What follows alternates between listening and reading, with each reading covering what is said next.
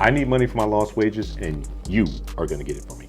Now, all of our clients who think they have a lost wages claim, this is how they, go about it. Everyone thinks that they're entitled to lost wages, but are you really entitled to a lost wages claim for your auto accident, trucking accident, or just your injury case in general? Now, maybe you are, maybe you aren't.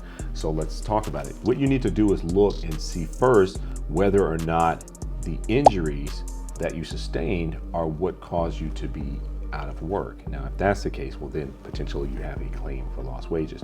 Or if there's some type of contractual component where you're under contract, you're unable to fulfill it, the contract was for $100,000, you lost the contract, couldn't get it back because of the injuries, well then, in that particular situation, well then you may have a claim for lost wages as well.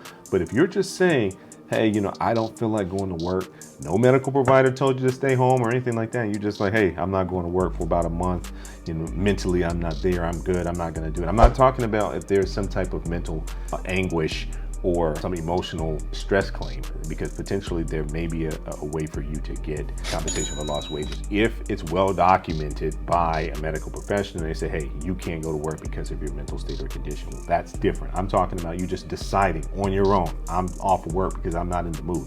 That's not going to be a viable claim for lost wages. But if you're confused, if you have a question, give us a call. Shani Books Law.